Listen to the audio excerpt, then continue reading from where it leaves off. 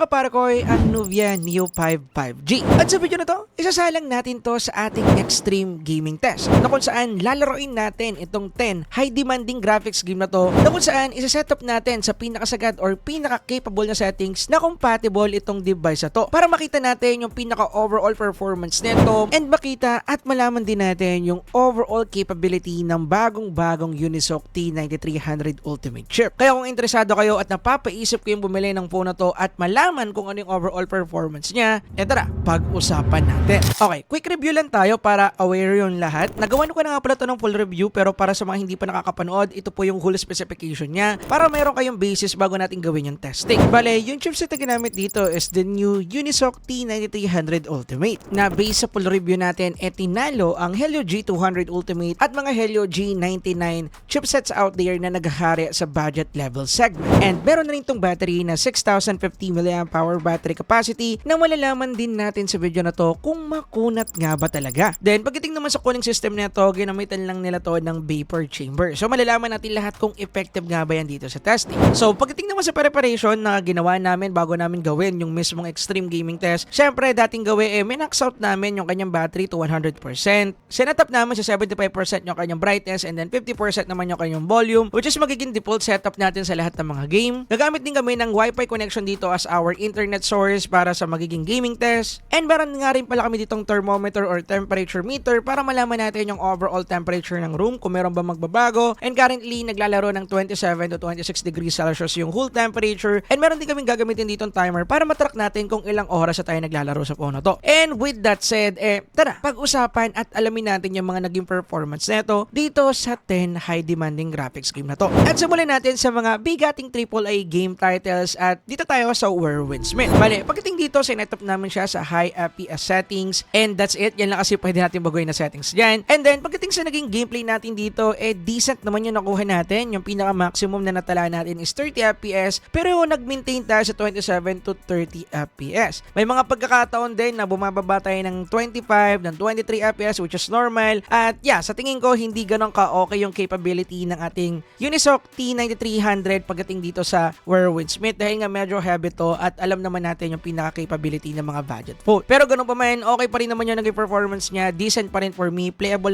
naman yung game. However, kung hindi kayo sanay sa gantong FPS, for sure hindi to para sa inyo. Then, after ng 1 hour ng tuloy-tuloy na paglalaro dito, yung nakuha nating temperature, okay din naman. Dahil pumalo to ng 42 degrees Celsius sa 30-minute mark niya, and then 40 degrees Celsius naman pagdating sa kanyang 1 hour mark. Nga pala, isang oras namin lalaroin yung first 3 AAA games sa madalas ninyo nare-request, which is itong Where Winds Meet, WoWA, and Genshin Impact, para makita natin kung iinit nga ba talaga to dito and also kamusta yung performance. Anyway, after nyan, walang pahinga-pahinga, next agad namin sinalang dito is itong WoWA. Then pagdating naman dito, sinetap namin siya sa smooth graphics or low graphics and then 60 FPS combo. Then pagdating naman dito ay nakakuha kami ng maximum 35 FPS. Then maintaining naman niya is 25 to 30 FPS nung naglalaro na kami sa kanya. And actually, goods naman yung nakuha natin na performance dito. Wala naman naging problema pero yun nga lang, medyo mababa yung FPS na nakuha natin which is gaya nga ng sabi ko, normal naman para sa isang budget phone. And gaya lang din ang feedback ko sa Where Winds Meet, playable naman siya, decent naman yung performance. However, kung hindi kayo sanay sa ganitong FPS, medyo ligwak siya sa part na to. Pero ganoon pa man, goods pa rin naman siya for me. Then, after ng 1 hour ng tuloy-tuloy na paglalaro, nakakuha kami dito ng 42 to 43 degrees Celsius after ng 30-minute mark. Then, 43 degrees Celsius flat naman pagdating sa ating 1 hour mark. And after din natin laruin and mag-temperature check dito sa WoWA, pumalo na tayo sa 2-hour mark ng paglalaro. At meron pa tayo ditong natitira na 68% battery juice. And then after naman dyan, walang pahinga-pahinga again, next naman namin sinalang dito is Genshin Impact. Nga pala para sa mga bago na nanonood ng aming extreme gaming test, tuloy-tuloy po namin nilalaro yung mismong mga game, hindi po namin yung pinapahinga para makita talaga natin yung pinakahangganan niya dahil ini-stress test po natin siya. Para aware kayo kasi baka meron mga magreklamo, may mga nakita kasi akong comment before. Anyway, pagdating dito, sinet up namin siya sa lowest graphics preset settings niya and then 60 FPS naman para sa ating complete combo. And then, pagdating dito, nakakuha tayo ng max 50 FPS and then maintain na 25 to 35 FPS naman all the way. Okay na rin naman yung naging overall gameplay natin dito. Decent naman siya for me. 35 FPS is not a joke. Marami na rin akong mga budget phone na testing sa Genshin Impact na hanggang 25-30 FPS lang. And dito, ganun pa rin naman yung nakuha natin or nakakuha pa rin naman tayo ng ganun. But mas nakakuha tayo tayo ng mas mataas na FPS which is 50 and then nakakuha tayo ng mas mataas na stable FPS which is 35 to 25. Which is a good deal para sa akin dahil unlike sa ibang mga budget phone din, mas okay yung nakuha natin na performance kaysa sa kanila pagdating dito sa game na to. And pagdating naman sa nakuha nating thermal after ng 1 hour ng tuloy-tuloy na paglalaro, 43 degrees Celsius yung nakuha natin sa 30 minutes and 43 degrees Celsius din pagdating sa ating 1 hour mark. Then, after natin maglaro ng Genshin Impact, pumalo na to sa 3 hour mark at pagdating dito, meron pa tayong natitira na 50%. Walang pahinga-pahinga again at next naman namin sinalang dito is itong infield. Pagdating dito, very low graphic settings lang and then 60 FPS combo setup tayo dito. And pagdating sa nakuha nating FPS sa kanya, same lang din sa mga naon na decent pa din yung performance sa mga kuha natin. Nakakuha tayo ng maximum 50 FPS and then maintaining naman to 25 hanggang 35 FPS. Pagdating dito, okay naman yung overall performance niya para sa akin. However, yun nga, medyo mababa yung frame rate na makukuha natin sa kanya. But in terms of playability or usability ng mismong phone dito sa game na to, yakang-yaka naman, pwedeng-pwede. And then, after ng ilang minuto paglalaro dito, nakakuha tayo ng 43 degrees Celsius pagdating sa game na to.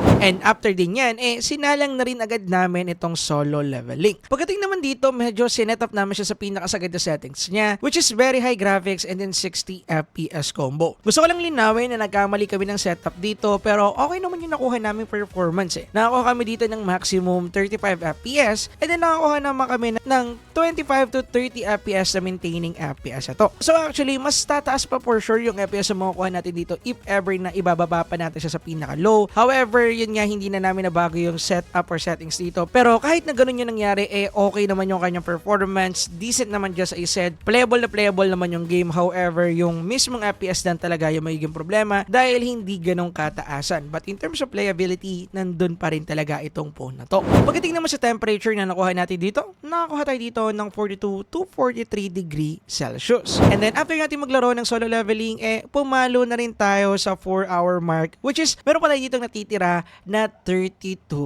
Anyway, tuloy-tuloy na natin yung paglalaro para makita natin kung hanggang saan naabot yung battery net. Anyway, nagsama naman sinalang dito, which is yung pinaka-favorite nga naming game dito sa studio, itong Car X Street. Bale, yung setup namin sa kanya, medyo tinweak namin ng konti, nag 334 settings kami dito from default 445 settings. And pagdating dito, nakakuha din naman tayo ng okay na performance, which is 30 FPS as our maximum, pero yung maintaining natin medyo mababa, naglaro lang ng 23 to 25 FPS. Medyo hindi na ganun ka-playable talaga dito sa Car X Street dahil nga, syempre, medyo fast moving to, which is need natin talaga ng smooth na motion, smooth na animation, etc. So, yeah. Para sa akin, medyo ligwak ang Nubia Neo 5 5G dito sa Car X Street dahil hindi niya kaya magbigay ng 60 FPS sa gameplay dito. Ito talaga yung magiging main problem pagdating sa ating mga fast-pacing game. Gaya na lang netong mga ganito na racing game. So, need kasi talaga natin dyan ng smooth na motion. Need natin talaga dyan ng good na animation. So, medyo may hirapan yung phone natin dyan. Hindi natin may enjoy yung paglalaro. Unlike doon sa mga naon ng game na open world. So, merong mga part na okay yung gameplay niya. Merong mga part na hindi. So, yun yung gusto ko lang linawin sa part na to. So, for me, medyo ligwak ang ating Nubia Neo 5 5G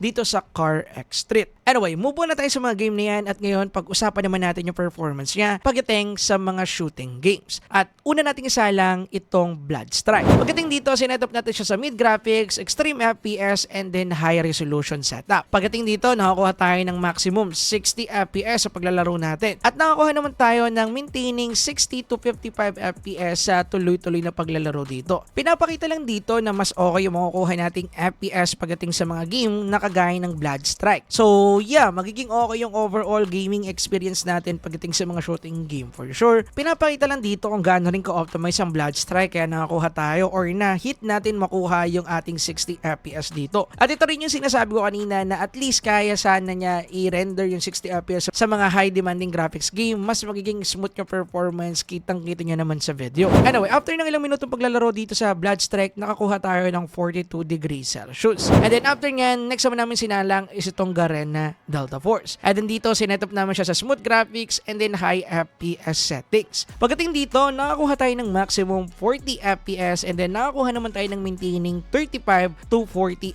FPS. May mga part na bumababa siya ng 25, may mga part na bumababa siya ng 21, which is the same lang din ang mga naunang game, which is understandable, pero ang kagandahan dyan, bumabalik din naman agad siya sa 30 to 40 FPS niya. So pagdating dito sa Garena Delta Force, yes, hindi niya na-render yung 60 FPS na inaasahan natin. So, yeah, need pa rin talaga ng konting konting optimization para ma-handle natin yan. Kasi napakita naman sa Bloodstrike na kaya niyang ibagay yung 60 FPS. Anyway, pagdating dito, nakakuha tayo ng 41 to 42 degrees Celsius sa temperature. Then, after natin maglaro ng Garena Delta Force, pumalo na sa 5-hour mark yung paglalaro natin ng tuloy-tuloy. At dito, meron pa tayong natitira na 14%. Anyway, next naman namin sinalang dito is itong PUBG Mobile. Pagdating naman dito, nakasetup siya sa super smooth graphics and then extreme FPS settings. Ito lang kasi yung pinakasagad niya at the moment. And then, pagdating dito, nakakuha tayo ng solid 60 FPS as our maximum FPS and maintaining 55 to 60 FPS pagdating sa PUBG Mobile. Isa to sa mga game na talagang nag-reach ng 60 FPS at isa rin sa mga mabibigat na game na nag-reach siya ng 60 FPS dito sa tuloy-tuloy na paglalaro natin para dito sa ating extreme gaming test. And yes, ito namang si ODM talaga namang medyo optimized na siya, so hindi na rin ako nabigla pagdating dito and goods din yung nakuha nating overall gameplay sa kanya. So pagdating sa PUBG Mobile, mahilig kayo maglalaro? Yes, makakapaglaro po kayo dito sa ating Nubia Neo 5G.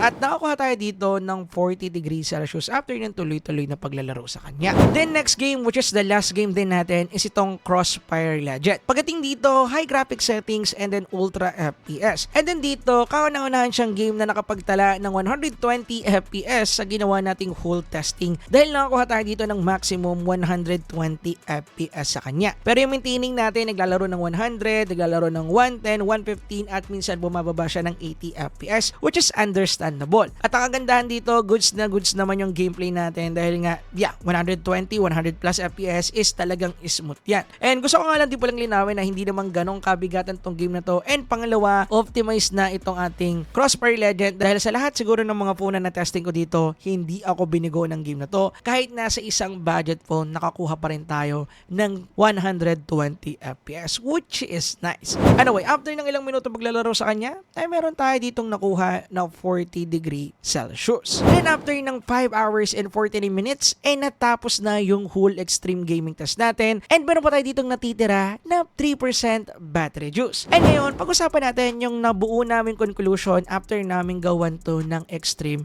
game testing. Una na natin pag-usapan is yung ating gaming capability. Okay naman yung overall performance nito pero nakita natin na talagang medyo nag-i-struggle siya pagdating sa mga high-intensive game. Which is normal dahil budget phone to at the end of the day. Pero pinakita rin dito na pagdating sa mga shooting games or yung mga mid games natin na hindi naman ganong kabigatan pero meron pa rin talagang napatunayan pagdating sa gaming part kitang-kita naman natin na kaya niyang i-handle. Andyan ang Bloodstrike, ang PUBG Mobile, Crossfire Legend at iba pang mga shooting games for sure kaya niyang patakbuhin ng smooth pagdating dito. And based naman sa nakita natin performance sa kanya, mararecommend ko to sa mga kapare ko natin dyan na more on shooting games dahil doon mas stable yung FPS natin. Gaya nga din ang sabi ko kanina. At pagdating naman sa battery neto, yes, makunat din talaga yung battery niya and for me, average yung nakuha niyang score kasi marami na ako mga phone na na-testing na meron 6,000 plus mAh at umaabot sila ng 5 hour plus din. Pero yung inaabot ng whole extreme gaming test namin ay pumapalo ng 6 hour plus. Ngayon kasi talagang nasagad lang siya hanggang 549 dahil medyo madali lang yung naging gameplay namin dito sa mga shooting games. At napakita naman sa inyo yung overall capability ng battery niya and for me, just as I said, average